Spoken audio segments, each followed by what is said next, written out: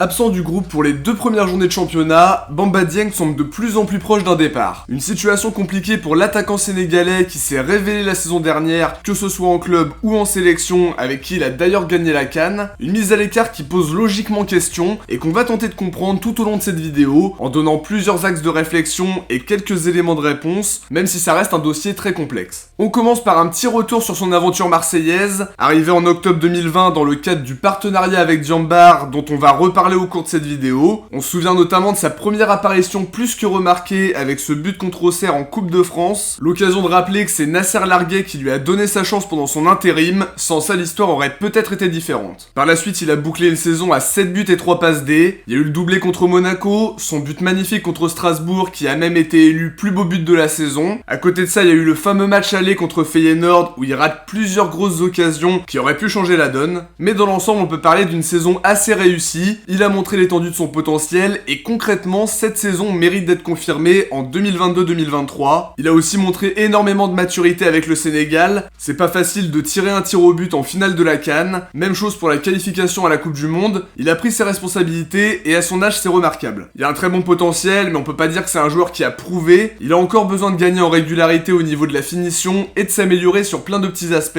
Il sait en tout cas se créer des occasions, prendre de la profondeur et je pense qu'il serait parfait pour les idées de jeu de Tudor. Ça me permet en tout cas de faire une passerelle avec le point actualité. Ça fait plusieurs semaines qu'on parle d'un potentiel départ de Bamba Dieng. La première chose à rappeler c'est qu'il a une belle valeur marchande, ses performances attirent les convoitises et forcément vu son faible salaire qui serait aux alentours de 40 000 € mensuels, ça attire beaucoup plus de clubs. Florent Germain expliquait d'ailleurs que le club le voyait plus comme une valeur marchande que comme un joueur. On sait aussi que Franck McCourt demande des rentrées d'argent et Bamba fait clairement partie des joueurs bankable. Il y a une semaine, Fabrizio Romano qui est très bien informé sur le mercato expliquait que Dieng allait prochainement quitter le club pour une somme avoisinant les 15 millions d'euros. D'après lui, il aurait au moins 2 prétendants en première ligue, et comme on le disait dans ActuOM, ça pourrait être Newcastle, Everton ou même Leeds. On a aussi beaucoup entendu parler d'un intérêt de Fribourg en Allemagne, qui fait le forcing pour le faire venir, à voir si le projet peut lui convenir, mais en tout cas ils sont très chauds sur le dossier. À côté de ça, Mohamed Toubachter parlait d'un intérêt très concret de Nice, qui serait prêt à formuler une offre de prêt avec option d'achat de 10 millions d'euros plus bonus, une rumeur pas vraiment démentie par Lucien Favre en conférence de presse. Personnellement, je trouve ça terrible de le vendre à un concurrent direct. C'est vraiment le pire choix de la direction si c'est le cas. Toujours d'après lui, Lorient serait intéressé pour un prêt sans option, qui est un choix bien plus judicieux pour qu'il soit titulaire à chaque match et prenne de l'expérience et de la valeur marchande. Des rumeurs qui vont dans le sens de la gestion de Dieng dans l'effectif pro. On l'a quasiment pas vu pendant la prépa alors qu'il avait mis un triplé face à Marignane. Ça a pris une autre tournure en début de saison. Il était en tribune contre Reims, absent du groupe contre Brest. Et pour expliquer ça, Tudor a justifié en disant qu'il était 5ème dans sa hiérarchie d'attaquants. C'est difficile à comprendre, sachant que Bakambu n'a pas vraiment donné satisfaction. Milik pour l'instant c'est loin d'être incroyable ces derniers temps. Je pense vraiment que Dieng aurait de l'importance cette saison, mais la volonté de le vendre et d'autres problèmes dont on va parler après ont entraîné cette situation. En plus, quand tu veux vendre un joueur, c'est mieux de le faire jouer pour qu'il prenne de la valeur. Là pour le coup c'est contre-productif, et d'après moi c'est uniquement un coup de pression pour faire accepter l'idée d'un départ à un joueur qui a toujours expliqué vouloir rester. À mon avis, Tudor exécute ce que lui demande la direction, et j'ai du mal à croire que son profil ne lui plaise pas. Certaines sources parlaient d'une prise de poids pendant l'intersaison, alors que d'autres parlaient de problèmes de comportement à l'entraînement. C'est pas flagrant en tout cas par rapport à sa prise de poids quand on le regarde comme ça, et ça ressemble plutôt à un prétexte. En tout cas, on se retrouve dans une situation très compliquée et qui aura forcément des conséquences. Si on en croit les infos de la Provence aujourd'hui, le joueur ne lâche rien et se donne à fond à l'entraînement, une attitude qui aurait plu à son coach et à la direction, en espérant que ça permette d'envisager un retour dans le groupe pro, parce que la situation est loin d'être idéale pour toutes les parties. Maintenant, pour se demander quelles peuvent être les vraies raisons de cette mise à l'écart, faut aussi s'intéresser aux relations avec Diambar. Le partenariat est en place depuis 2019 sous la présidence de Jacques-Henri Hérault, et l'idée c'était de verser 800 000 € par an à l'institut et d'y envoyer des éducateurs. En contrepartie, le club possède une option pour recruter 2 joueurs chaque année. Dieng est pour le moment, et ça devrait être le seul joueur de Diambar à rejoindre l'OM. La Provence a expliqué que le partenariat ne devrait pas être renouvelé. La direction trouve que l'investissement n'est pas assez intéressant au regard du faible nombre de joueurs à rejoindre l'OM. C'est pas le seul point de discorde, il y a aussi l'arrivée avortée de Mikhail Ngorfay qui a généré beaucoup de tensions. Il était promis à l'OM et son agent avait même publiquement confirmé son transfert dans la presse, agent qui est d'ailleurs le même que celui de Bamba dont on va reparler un peu plus tard. Par la suite, le défenseur a disparu, il a quitté l'institut pour aller s'entraîner avec le Dynamo Zagreb dans l'objectif de signer son contrat là-bas. En tout cas, il n'a finalement pas rejoint l'OM et ça fait partie des raisons qui poussent le club marseillais à mettre fin au partenariat. L'autre Autre élément, c'est le départ de Nasser Larguet qui trouvait le partenariat très intéressant, et sachant que ce partenariat a été conclu sous l'ancienne direction, on peut imaginer que Longoria veulent faire table rase du passé, comme on l'a vu avec un changement presque complet dans l'organigramme. Une réunion était d'ailleurs prévue entre le président de l'institut Saersek et la direction marseillaise. Elle aurait tout simplement été annulée d'après le Phocéen. Tout porte à croire que le partenariat va s'arrêter et le club marseillais pense à réinjecter ses sommes dans un réseau de scouting pour trouver les futurs talents du continent africain. Alors le lien potentiel entre Djambar et la situation de Dieng vient du fait que Saersek n'est nul autre que le père de Seydou Bokarsek, l'agent de Bamba Dieng. Même si d'après lui, Djambar n'a aucun lien avec le cas Bamba Dieng comme il a indiqué à la Provence, on imagine bien que ces désaccords vont pas non plus améliorer les choses. Les relations sont en tout cas très tendues entre Djambar et l'OM, même si ce n'est pas le seul problème dans le dossier. Le conflit serait donc principalement entre le club et l'agent de Bamba, les relations seraient totalement rompues entre les deux parties. J'ai eu quelques échos à ce sujet, le club lui reproche notamment une communication très maladroite, que ce soit sur les questions de salaire il y a un an, ou plus récemment avec un point sur la situation du joueur dans les colonnes de la Provence. Le premier coup de pression avait fonctionné puisque derrière il a été revalorisé, et c'est normal parce qu'il avait pas du tout le même statut à son arrivée, et même si son salaire était apparemment évolutif, fallait que ce soit plus conforme à son nouveau statut. Des échos que j'ai eu, Longoria ne veut plus avoir affaire avec Seydou Bokarsek, et la mise à l'écart de Bamba pourrait être un moyen de mettre la pression au joueur pour qu'il change de représentant. À côté de ça, c'est difficile parce que le joueur est très reconnaissant envers Djambar qui lui a permis de rejoindre un club européen et donc de lancer sa carrière. Un côté redevable qui fait qu'il pourrait ne pas aller à l'encontre de son représentant qui est lié à Djambar, ne serait-ce que par son lien de filiation avec le président. De ce que j'ai entendu, si le joueur changeait d'agent, ça pourrait faire bouger les choses et le club serait prêt à le prolonger, ce qui semble compromis à l'heure actuelle vu les conflits qu'il y a. On se retrouve face à un pari assez risqué de la part de la direction marseillaise. Faut prendre tout ça avec des pincettes comme toujours, mais je trouvais ça intéressant de vous partager ce qu'on m'a rapporté. Comme on le disait pendant le point actu, il y a évidemment un aspect financier à prendre en compte. Il a une belle valeur marchande, on parle d'une somme entre 12 et 15 millions d'euros avec une trentaine de matchs en pro dans les jambes. Sachant que McCourt aimerait récupérer de l'argent cet été, le fait que le joueur soit convoité, qu'il a un salaire très raisonnable pour la plupart des clubs et que son potentiel soit flagrant, ça fait autant de raisons d'imaginer un départ rapide. Seulement, c'est pas vraiment le bon moment pour le vendre. Il a montré de très bonnes choses qui méritent d'être confirmées sur une saison supplémentaire. On imagine bien qu'il fera pas toute sa carrière à Marseille, mais on peut encore le valoriser. S'il fait une très bonne saison, il aura encore plus de prétendants et on parlera peut-être de 20, 25, peut-être même 30 millions d'euros. À titre de comparaison, Ekitike a une option d'achat de 35 millions à Paris, alors qu'il sort d'une saison à 11 buts et 5 passes D. On peut imaginer quelque chose d'équivalent ou un petit peu en dessous. Si une offre comme ça arrive, faut évidemment l'étudier. C'est important pour les finances du club, même si quoi qu'il arrive, on fera une belle plus-value, sachant qu'on l'a payé 400 000 euros. On parle de 12-15 millions et ça me paraît très léger. Il y a aussi la possibilité d'inclure des bonus et de mettre un pourcentage à la revente pour anticiper une éventuelle éclosion. Mais encore une fois, je pense que c'est pas le bon moment pour le vendre. S'il retrouve du temps de jeu à l'OM, il sera probablement à la Coupe du Monde avec le Sénégal, et c'est évidemment une vitrine incroyable pour se mettre en valeur. Maintenant, pour vous donner mon avis sur la question en général, la première chose c'est que le joueur doit pas trinquer pour des problèmes entre le club et son agent. Il a toujours expliqué vouloir rester à l'OM la saison prochaine, et sa situation mérite d'être éclaircie. Cette mise à l'écart peut nous faire perdre le joueur. Des échos que j'ai eu, même si on peut le deviner, il le vit très mal, et forcément, même s'il est réintégré au groupe, ça peut laisser des traces. Je pense vraiment qu'il peut apporter sportivement, qu'il serait très bon dans le plan de jeu de Tudor. On est maintenant à quelques jours de la fin du mercato, et d'ici là on aura des nouvelles. S'il part pas avant la fermeture du marché, je pense qu'il sera réintégré au groupe pro. D'après moi, la théorie de la mise à l'écart pour qu'il change d'agent est plausible. Si tu veux vendre un joueur, c'est totalement contre-productif de l'écarter du groupe et de le traiter comme un indésirable. Ça peut se faire quand un accord est déjà ficelé avec un club pour éviter une blessure qui pourrait faire capoter le deal, mais là je vois vraiment pas l'intérêt. En plus de ça, on a appris que l'OM était potentiellement vendeur dans le dossier Milik, et Bakambu sera pas retenu non plus en cas de belle offre. J'imagine mal qu'on soit capable de vendre les trois cet été. On souhaite en tout cas que la situation s'arrange et que Bamba prolonge à l'OM. Ça nous permettra de continuer à le faire progresser avant d'envisager une grosse vente par la suite. De notre côté, on arrive à la fin de cette vidéo. J'ai essayé de vous donner plusieurs axes de réflexion sur la mise à l'écart de Dieng, même si on ne sait pas tout. J'espère en tout cas que ça vous a plu. Si c'est le cas, n'hésitez pas à liker et à vous abonner pour suivre l'actualité de l'OM en ma compagnie. On se retrouve dès demain pour l'avant-match d'OM Nantes. Ciao, portez-vous bien et surtout allez l'OM.